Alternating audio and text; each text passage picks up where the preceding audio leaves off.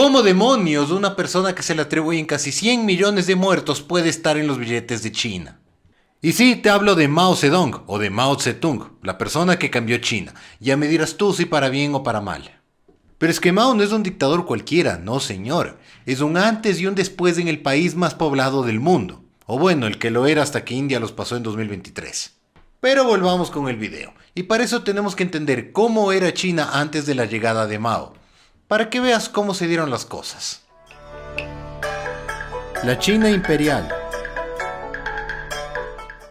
China fue un imperio poderoso, gobernado por emperadores y dinastías durante siglos. Tan impresionante que lograron construir la Gran Muralla China para protegerlos de sus invasores. Cosa que a la final no funcionó muy bien, pero la arquitectura es magnífica. Pero hagamos del cuento corto, que nos podemos quedar hablando de la historia de China durante horas, así que centrémonos en lo que nos interesa. Durante el siglo XIX varias potencias internacionales querían comerciar con China, pero la dinastía Qing no quería abrir China al mundo.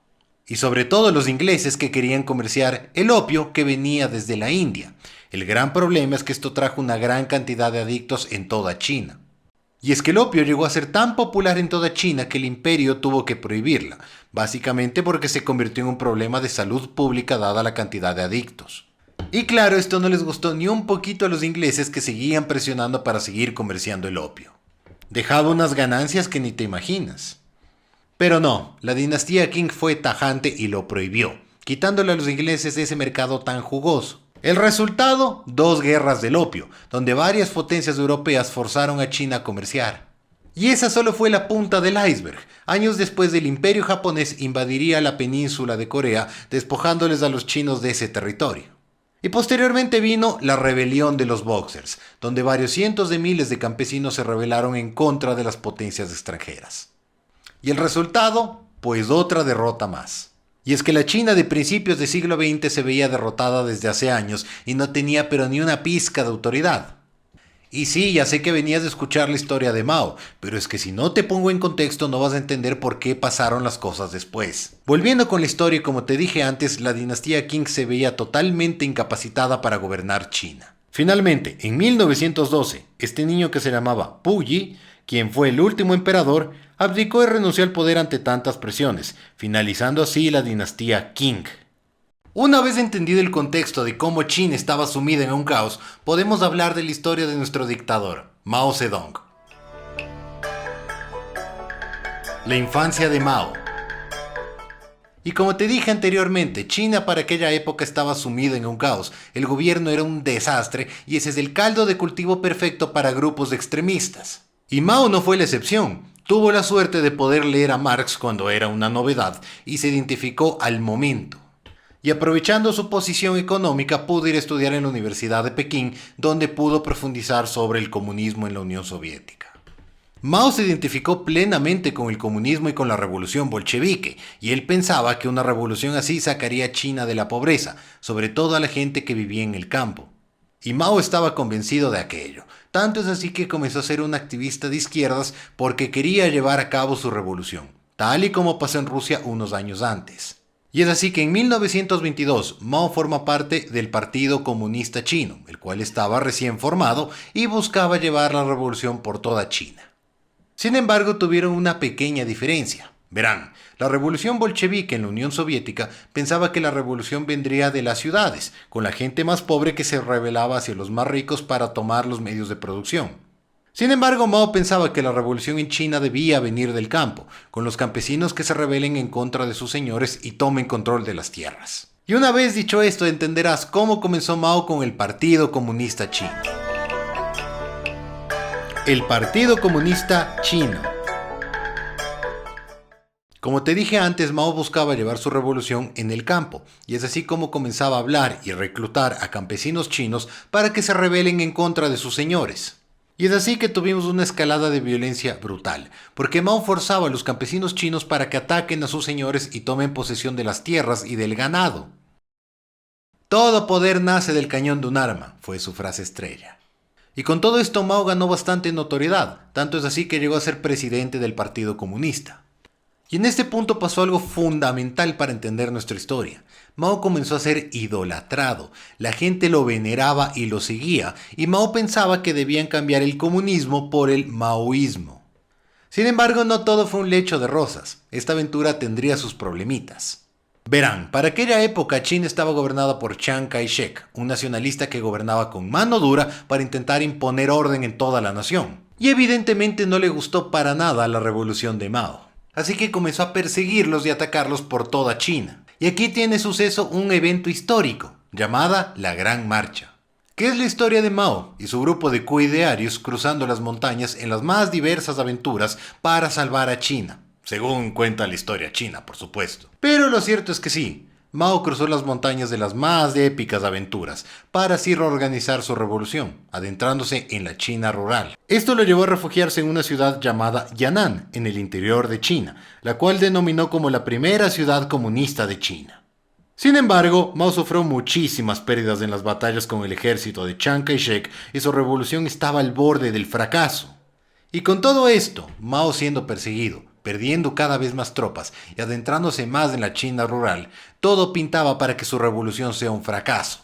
Pero en este punto pasó algo que nadie se lo imaginaba. La Segunda Guerra con Japón. El Imperio de Japón invadió China, aprovechando su fragilidad política en 1937. Y esta guerra era sumamente desigual. Por un lado, Japón era una potencia tecnológica y militar y China estaba sumamente atrasada y para colmo tenía el problema de la guerra civil. Y en ese punto Mao hizo algo verdaderamente inteligente. Mao en ese punto se organizó, esperó, reagrupó a más personas y sobre todo reclutó a toda la gente que venía huyendo de la guerra. Y es que para 1945, cuando terminó la guerra, y a pesar de que China fue victoriosa junto con los aliados, estaba completamente destrozada, lo cual fue un caldo de cultivo perfecto para ahora sí llevar a cabo la revolución de Mao. Y para aquel entonces Mao había creado una estructura piramidal en la cual él estaba en la punta, siendo casi un semidios. Pobre de aquel que se atreviera a contradecirlo. Y con toda China en un desorden, Mao decide hacer su jugada maestra. El ascenso al poder. Mao decide atacar al ejército de Chiang Kai-shek con casi 3 millones de hombres y un gran arsenal de armas que le entregó Stalin, otro villano del cual hablaremos. Y para el año 1946 se había reanudado la guerra civil. Sin embargo, para estas alturas la tenía mucho más fácil, ya que la gente lo veía como un héroe, un semidios, y cada territorio que tomaba lo aclamaba y lo apoyaba. Finalmente, Chiang Kai-shek decide volar a la isla de Taiwán y refugiarse con el poco apoyo que tenía. Finalmente, el 1 de octubre de 1949, Mao se proclamaba el líder de 600 millones de chinos con su entrada triunfal en Pekín. Y es que Mao era visto como un auténtico héroe, por fin alguien valiente que peleó contra los japoneses, luego peleó contra el gobierno corrupto de Chiang Kai-shek y finalmente llegaba al poder para salvar a todos los millones de campesinos que vivían en la pobreza y que esperaban mejores días para su patria. Pero para mala suerte de todos esos chinos, no sabían el calvario que se les iba a venir. Apenas llegó al poder, Mao sabía que tenía que actuar rápido y de manera contundente, porque si no la revolución se le podía venir abajo. Así que decidió hacer lo propio en China, como lo hicieron los rusos en la Unión Soviética. Y es que para aquel entonces, a principios de los años 50, Mao tendría un golpe de suerte: la Guerra de Corea. Y bueno, buena suerte para Mao, pero mala suerte para los millones de personas que fallecieron en ese conflicto. Sin embargo, la Guerra de Corea le ayudó a Mao a posicionarse en el mapa y que sea temido por las otras potencias. Y a estas alturas, ¿quién podía oponerse a Mao en el poder de China? Era un señor todopoderoso.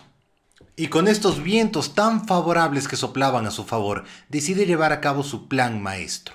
Y primero, pequeña pausa comercial para pedirte que le des una manito arriba y que te suscribas al canal. También si puedes activar la campana para que te avise cuando suba contenido, me ayudarías muchísimo. También me puedes dejar en los comentarios el nombre del siguiente dictador del cual quieres que hable. Sin más, sigamos con el video. Volviendo con el video, Mao pensó que sería una excelente idea industrializar a China. Tenemos que entender que para aquella época la gran mayoría de las personas vivían en el campo y China no tenía una industria que podamos decir como desarrollada.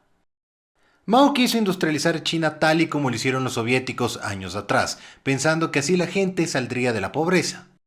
Y Mao llevó a cabo su plan con mano dura. Expropió la tierra de todos los campesinos creando granjas colectivas y nadie podía almacenar ni siquiera un grano de arroz sin que el gobierno se lo permitiera, ya que el gobierno era el encargado de repartir los alimentos y todas las mercancías. Cabe recalcar que las cuotas de producción eran casi imposibles de cumplir y muchas personas estaban muriendo de hambre. Pero como nunca iba a ser la culpa de Mao, decidió culpar a las criaturas menos esperadas: los gorriones.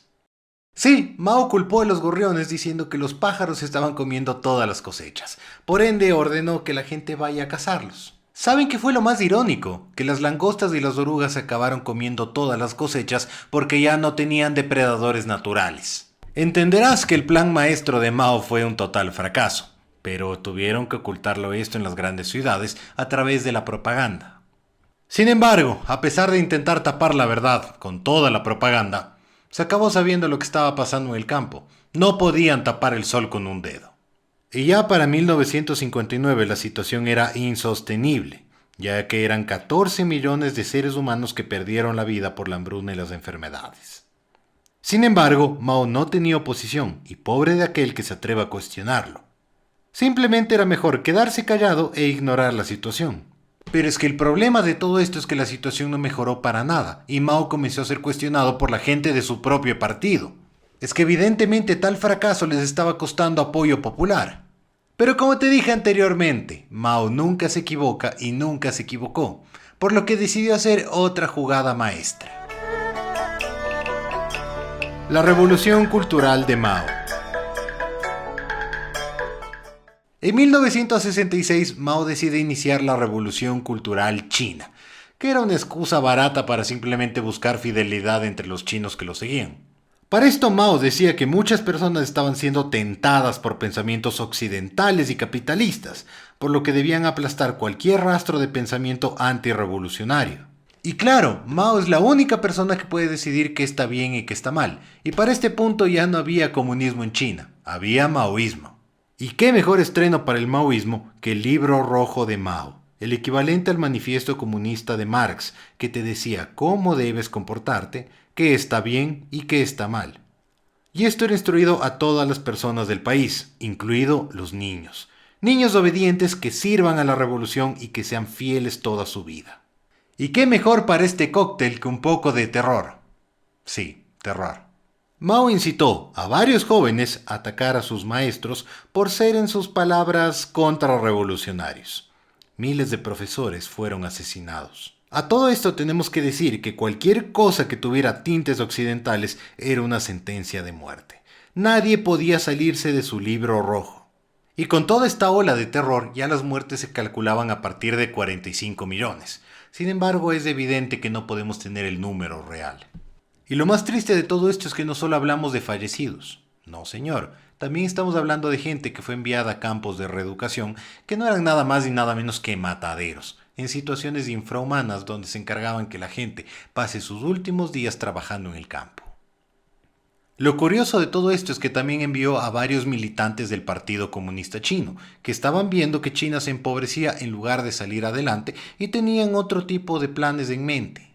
Ya para la década de los 70, dada la edad de Mao, estaba bastante afectado por enfermedades que lo aquejaban. Incluso en los últimos años se decía que Mao ni siquiera podía hablar, tan solo balbuceaba y no dejaba que nadie extraño se le acerque por miedo que puedan atentar en su contra.